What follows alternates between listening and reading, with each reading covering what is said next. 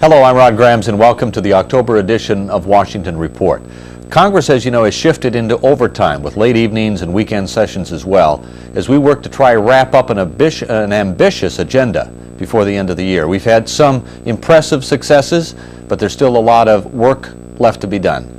And today we're going to be focusing on what's ahead as the House and the Senate take up the bills that will have an enormous impact on Minnesota families, the taxes that they pay, and exactly where those tax dollars are going. My special guests have earned reputations in Congress as two great friends of the American family, and we have worked closely together to ensure that this Congress works to cut taxes for working families. Joining me is Senator Dan Coats of Indiana, who is in his second term in the Senate. And also joining us is Congressman Tim Hutchinson of Arkansas, who is serving in his second term as well. And I want to thank you both for taking time and being with me today. And it's been great working with both of you on some of these very important issues that we've worked on. And really, you know, we talk about taxes. And as we know, the average American family, about a third of their income goes to the federal government for taxes sent to Washington. And if you look at taxes overall, about half of what they earn goes to pay federal, state, and local taxes. And that really has left the American family with fewer dollars in their pocket and basically a greater reliance on government, especially Washington, for some help. And our aim has been to return some of that. Do you see, Dan, at least a step in that direction? Well, the glimmer of hope, and I think people forget that it's not just the federal taxes, but it's the accumulation of federal, state, local options, sales tax, gasoline taxes, airport taxes when you fly, on and on, it adds up. And as you said, we're looking at 50% or more of the income, the gross earnings that someone gets up every morning and goes to work and tries to put food on the table for the family, save money to educate the kids, pay for the mortgage, buy the tennis shoes, which used to cost $5 and are now $100 if you get Air Jordans. All of that accumulates, and that 50% or more total tax bite is really cutting into the disposable income of families. So what we're trying to do, three of us here, you've taken the lead on this, Rod, is to provide some family tax relief for those families so that they have more discretionary income of their own, can make more of their own decisions, and get away from a Washington knows what's best to do with their money and let people decide for themselves. And I think what you said is important. If they have more money in their pocket, they don't have to come hat in hand to Washington and saying, geez, we'd sure like some of our tax dollars back. And Tim has been a great effort in the House. I've had the opportunity to work with Dan now in the Senate and earlier in the House as we co-sponsored Families First, but Tim and I work very closely together. And Tim, your views on what's been happening. Well, Rod, it's good. First of all, I want to commend you. You did such a great job in the House. John Kasich said last week that were it not for you, we would not have the $500 per child tax credit in the House bill. And you and Dan both, because we all co-sponsored these. Yeah, we sent you over to help Dan out on the Senate side. We need a lot of help on the Senate side. Real honor to be with Dan Coats, to a real hero of the American family. But Dan's exactly right. We've had this notion that we would tax the American family and tax the American family, send it to Washington, put a big surcharge on it, and send it back in the form of various entitlements. And what we're saying is that let the American mom and dad, let the parents decide how they're going to use that money, and they're smarter. They'll use it with greater wisdom and greater prudence than any bureaucrat in Washington ever could. So it's a big step. It's a very important step, and it's going to provide much needed relief for middle-income American families. For a mom and dad with two children under the age of 18 making $25,000 a year, it'll eliminate their federal tax liability. $30,000 a year, it'll cut it in half. I get so frustrated at hearing those saying that this is tax breaks for the rich and the wealthy, when it's that middle-income family that's most going to benefit from this tax relief. When you look at our package and you average in all the tax cuts, and they're talking about, you know, capital gains reductions and AMT and research and development, all those. But when you add in the family tax relief, but on all of that, about 75% go to families making under $75,000 a year. So what you said, this is not a tax break for the rich, but it's a tax relief measure for those who really, over the years, every time there's been a tax increase, they are the ones. It's middle-class families that carry a lot of the burden. You know, it's interesting, Rod, you've been campaigning on this, talking about this, and trying to lead the effort both in the House and now in the Senate for years. It's been a Republican measure. We get criticism from the President and from the members of his party about our middle-income family tax relief, and yet it was the President himself that picked up that Republican idea and said, I want tax relief for those struggling middle American families. Democrats forget to mention that when they criticize us for wanting to provide In fact, tax he relief. campaigned on it in '92. He campaigned on it, made a pledge and a promise to the American people. Republicans made a promise, but we're going to deliver, and that's the difference between us and the president. And I think that the case for a tax cut is well established. You go back historically and look at the way the family has been squeezed out as a whole bunch of special interests have gotten their provisions in the tax code. But the most special of special interests, the family, has been left aside. We're just trying to bring it to equity. We're not trying to give anything extra to families. We're just trying to bring them up to some point of equity, and this $500 credit is a step in the right direction, but it doesn't begin to put them where they really ought to be. We'd like to do more. Budget constraints prevent us from doing that. Sure. And it's put a lot of incentives on families to break apart and not really to come together. I remember a story of a lady who told me that at his convention one time, she said her husband of 40 years called her on the phone one day and says, "How about a divorce?" And she said, "Why?" And he said, "Well, I'm at the accountant, and if we file separately, we'll be a lot better off than we are as a family." So really, we have to get back to concept of what is important, and family tax Kind of credit is perverted that. incentives in this Yes. tax system at times. I was in a committee meeting this morning, and one of my colleagues said, "Well, we cannot afford to give away $240 billion in tax relief."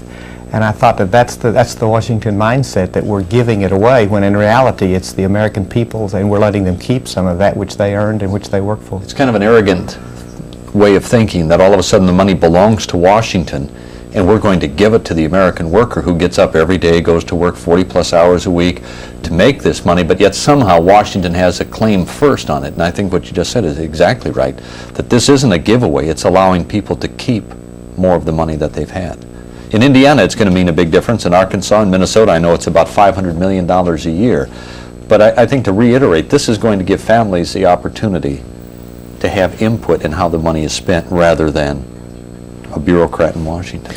Well, we've had about a 30, 40-year experiment now of Washington telling American families and Americans how to live their lives, providing bureaucratic, one-size-fits-all approaches to the way we address problems in our communities, in our state, the way we raise our families, and so forth. That failure is evident now for all to see. That experiment is a failed experiment. The Great Society didn't become a great society despite pumping tens of billions, if not hundreds of billions of dollars into these social programs. We're spending nearly $800 billion a year on welfare programs, and no one can say that the situation is improved. The money that goes into education, the declining SAT scores, the money that goes into fight crime, rising crime rates. No matter what index you use, Washington's answer has not been the answer. And so now, thankfully, we are looking back to the states, we're looking back to communities, we're looking back to the people who earn the money in the first place, and allowing them to make some decisions. That's really a lot of what the Republican Revolution is all about. And I'm really pleased that part of that contract with the American people that we're fulfilling here this year is a return of not government's money, but their money. Right. I would much rather trust the moms and dads of America to distribute their income as Washington to redistribute their income, which is what we've been doing. And had we indexed that per child exemption over the years, it would be over $8,000 per child instead of the $2,300 that it is. We've really devalued. We've said that children aren't as important and families aren't as important today as they were 30 years ago. And as I mentioned, I think if you put the family with children in a context of single people, married couples without children, and even households of elderly couples, the family falls below those in all those categories. So they have been discriminated against. As you mentioned, they've been squeezed every year with more and more of the deductions going to other facets of the economy rather than to the family. What about President Clinton? Where is he going to be on this? Well, he campaigned on a tax cut. Now it's facing him. It's staring him in the face. House and Senate are passing it. Is he going to get on board and be a player in this? Well, that's the big question, the president, whether or not the president's going to accept the package that the Republicans in the House and the Senate are going to send him. We think it's a package that America supports. They went to the polls last November and said, we don't like the way things are going in Washington. We're going to give Republicans the ball, let you run the agenda in the House and the Senate. We think we have reflected what the priorities of the American people. I know it's priorities of Hoosiers in Indiana. I assume it's priority of Minnesotans and those from Arkansas. I think it's a priority of America. So the president's got a real tough choice. He's got people on his party pulling him the other way. Don't don't endorse the Republican agenda. Yet he's up for election in 1996, and he knows what the American people want. So I'm hoping in the end he will fulfill his own promise to the American people, and that is provide a meaningful tax break for families with children and provide meaningful tax relief for the American taxpayer. That, after all, was his promise. We're asking him now just not to make a new commitment, but just to fulfill a commitment that he's already made. But he'll have that tough choice in just the next month or two. The House has made a strong commitment along with the Senate, but Tim, the House is not ready to give an inch on some of these tax breaks. I mean, we believe that there are priorities that were mandated in the election, and we're willing to compromise in some areas, but some areas Yeah, there's not. plenty of room for compromise and some concessions and for common ground, but there are some non-negotiables, and I think family tax relief is part of it. I served for 8 years in the Arkansas legislature when now President Clinton was governor of Arkansas, and we didn't see much tax relief during those 8 years. But we want to give the president the opportunity to fulfill that campaign promise in providing tax relief for American families. And I think when we go to conference, when we get to the point in November and we look at the potential clash between the legislative and the executive, that welfare reform, a 7-year balanced budget plan, tax relief, that those are really the essentials in this Republican revolution that we've just got to see happen. The American people are expecting to see those changes. And I know the proposals are, when I go back home, you'll hear a lot of people say, well, we don't really need a tax cut, or I could go without a tax cut now. But you know, for the average family out there, and if they've got 2 children, $1,000 can mean a lot to them, whether it's just going out for pizza once in a while with the family, or planning a vacation, or putting away some savings for their children's education in the future. At least it gives them that control of those dollars. Other tax breaks, capital gains, neutral cost recovery, expanding IRAs, eliminating the Social Security earnings test. These are all important as well, and these are the economic stimuluses that we need, along with the child credit. The whole idea here is to stimulate investment and savings.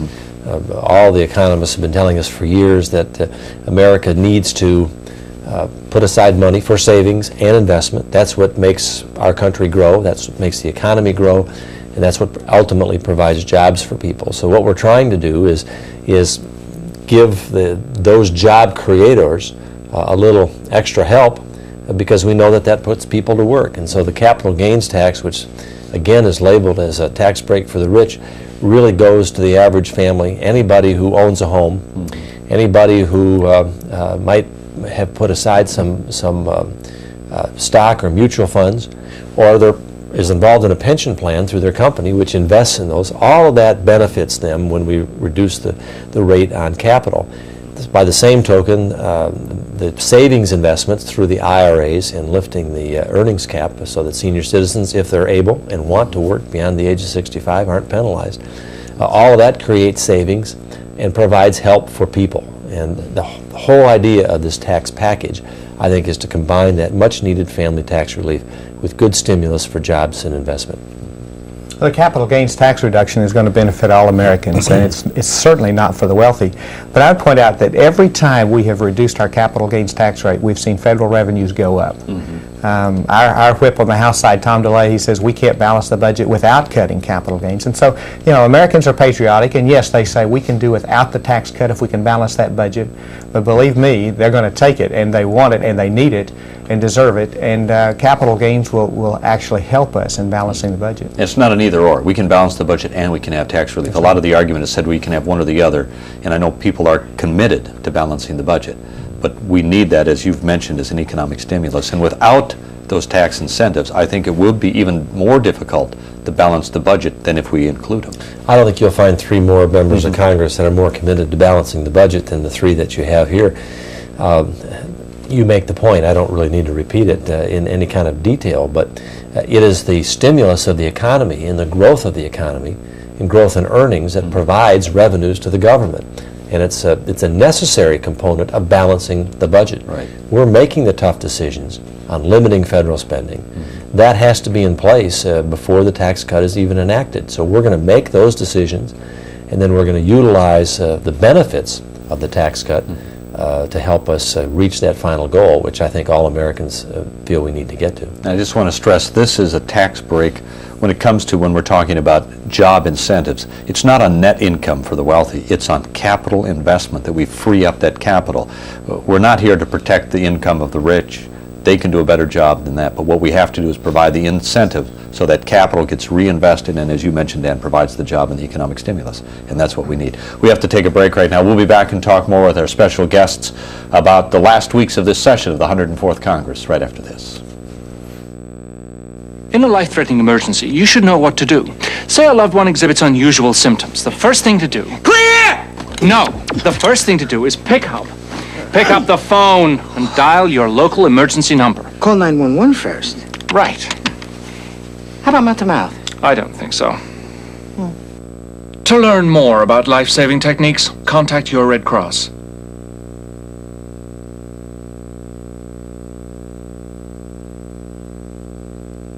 Remember how good it felt the first time you gave 5? Well, now there's another way to give 5. Set a goal to give more. 5 hours a week and 5% of your income to the causes you care about. It'll make you feel like a winner every day of your life. So give more. Give 5.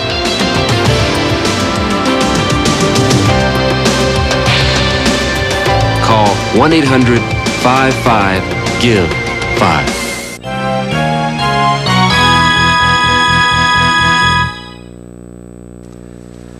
And again, thanks for joining us for this edition of our Washington Report. My special guests again today are Senator Dan Coates of Indiana. Dan, thank you very much for being here. And Representative Tim Hutchinson of Arkansas. And I'm glad to have you with us too as well, Tim. Thank you, Ron. Good to be with you. We're talking about all the budget cutting and this is a new direction that we're trying to put this Congress in. I mean, it's a big ship. I mean, the federal government's a big boat to try to turn around. And I hope people don't get too impatient, but the work is out there. The efforts are being made to begin the first steps of at least restoring some of this responsibility and accountability back to the states and residents. It's a major redefining of government. I think there's been a consensus that's developed among the American public that government is too big, tries to do too much.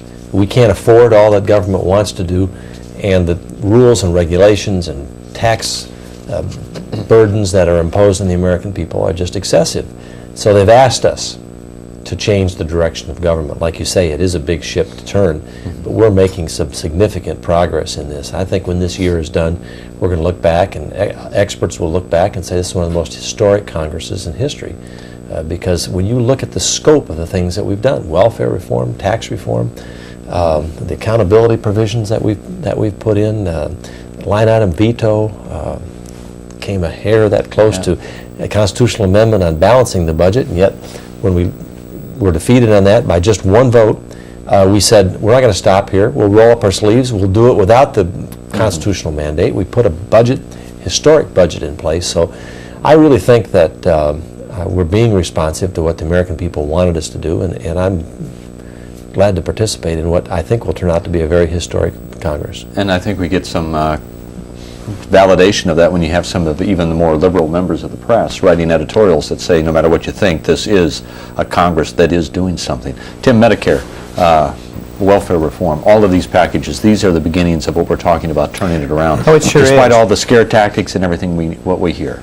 Well, I think the message and the mandate of the November elections was that government is too big, that government is too intrusive in our lives, that authority that has been concentrated in Washington for so long needs to flow back to the states and flow back to individuals. And it's been a big task. 9 months we've been working at it. And we get sometimes so enmeshed in the details that we really don't step back and see the magnitude of the changes that have taken place. And I know the Senate has taken criticism. Well, let me commend you. I saw a contract with America outlined showing what the House had done and what the Senate had done, and you're moving along, I think, very well, and I'm very pleased, and I think the American people are going to be. Senator Dole was over talking to us on the House side not long ago, and he said the Founding Fathers wanted the Senate to be the deliberative body.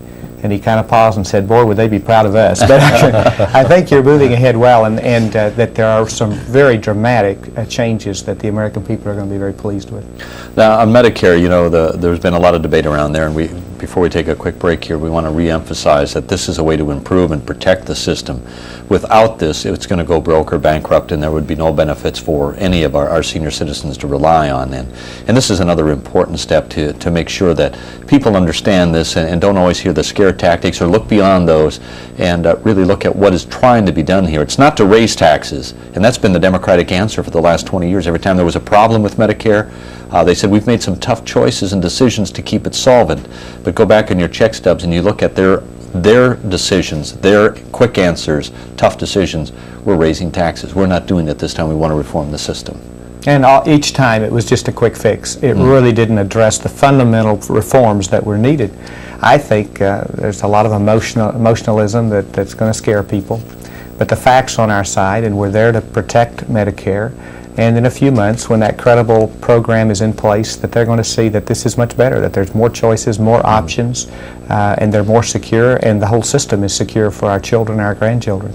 And Medicaid and welfare are the same situations as well, Dan, as we know that these programs are exploding in costs. And if we don't get a handle on them today, the problem is only going to be worse 3 years or 5 years from now. And we can't expect to go to the American family and say, well, 50% of your income is no longer enough. We need 70 or 80%. You're going to see a real backlash from the American taxpayer. Projections are that if we don't make some changes today, that the American family is going to be taxed at about 80% of their income in order to pay for government, more government than they wanted. Yet Congresses in the past have not had the courage to step up to the plate and say, folks, we need to make some changes. Changes that we're making in these programs are fundamental reforms, as Tim has said. In many cases, though, the programs will be more efficient. We'll use less money, but we'll still meet the needs of Americans. We're not taking Medicare and medical support away from any senior citizens. We're still going to increase the amount that is spent each year, but we're not going to increase it at the rate it's increased in the past. We're going to try to build in some of the efficiencies that the private sector has been able to accomplish in medical care. And I think by doing that, we can, number one, save Medicare, number two, provide assurance to seniors that they're going to receive health care, and number three, help us balance the budget. And it's not going to be easy. We all know we're going to have to tighten our belt a little bit, but I think what you just said, the bottom line is the most needy in society, and these special programs such as Medicare and Medicaid and the welfare that for those who need it at the time, those benefits are going to be there. They're not going to be cut off at the knees. And you'll always hear the cries that say, oh, we're going to have elderly that are left out of nursing homes. That's not true. We might have to do something, but we will make sure that they will receive the care and treatment they need. But we have to do it at a much more efficient delivery system. We have to take another quick break. We'll be back and talk more with our special guests right after this. Your approach is looking good, Cobra. The men and women in the National Guard and Reserve face some tough challenges when they serve. Challenges that teach them discipline, leadership, and technical skills that make them better employees. So when they need time off to serve, don't make their toughest challenge approaching you.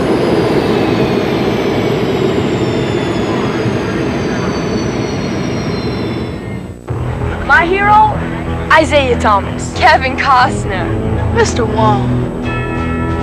These are teachers, but to the kids they've reached, they're heroes.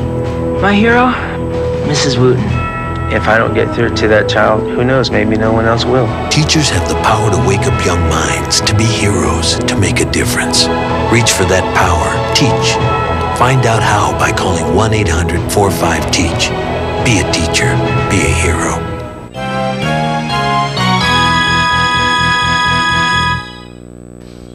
And again, welcome back to Washington Report. Our special guest, Senator Dan Coats of Indiana and Representative Tim Hutchinson of Arkansas. Again, gentlemen, thanks for being with us. Some final thoughts. And Dan, I know you've been working with the help of Bill Bennett, working on a program called Project for American Renewal. Again, this is just an extension of what this Congress is beginning to try to do. And we're looking down the road even farther, and you are, especially in this type of a program. And I know Tim wants to get involved. But first, Dan, your ideas. Well, this all generated from the idea that as we are limiting government and government's responses to some of the social problems that we have, that who's going to pick up the slack? And we like this proposal, a Project to Renew America, goes beyond government and reaches out to identify those agencies that are in every community across America, nonprofit agencies, faith-based churches, agencies, community organizations, and so forth, that are doing the job at home and in doing it much more efficiently and effectively than a lot of the government agencies. So we're saying there ought to be a second stage of the American Revolution. One is to redefine compassion, not as some government handout, but as people, caring for people and working in their communities to restore their community, to bring hope to the downtrodden. and involve and engage those people in the process. The heart and soul of this is a charity tax credit. It gives the taxpayer an option. You can send your money to Department of Health and Human Services or the Department of Labor or whatever for their programs, or if you prefer, you can send $500 per person or $1,000 per married couple to the local Salvation Army, Big Brothers Big Sisters, your local church that has a feeding program, or any poverty fighting or poverty alleviating organization in your community, and deduct that straight off your taxes. It'll be about 8%, the tax people calculate, of the total amount spent on welfare. And I think that's a worthy experiment to see whether these other organizations are more effective in utilizing tax dollars than the government is. Because over the years, a lot of this personal and family and community and church responsibility that we used to keep at home, somehow the government said, well, we'll take care of that, and we've been willing to shift it off. But it's cost us a lot in families, in the deterioration of neighborhoods, and in the increasing amount of money we send to Washington for very inefficient, in most cases, inefficient delivery of those services. I just use AT&T as an example. They're a $75 billion corporation breaking up because they can no longer deliver the services as such a huge giant. And if you look at the government, a $1.6 trillion bureaucracy, I think it's time that we really break it up into maybe 50. Not everything, but some things. Tim, you're Well, it's not enough to say that the welfare state has failed. We have to find solutions to meet the needs of the American people and those who are less fortunate. And the American people are compassionate people, and what Dan is talking about is really providing a means by which the compassion of the American people can be demonstrated to those around them. I'm very excited about it. I think that is phase two. It's what we've got to move to next, and I hope I can be helpful on the House side. And even if they don't do it through volunteer time, at least they can direct their dollars and have an input in saying where these dollars are going to go and where they're going to be spent and what they think is important.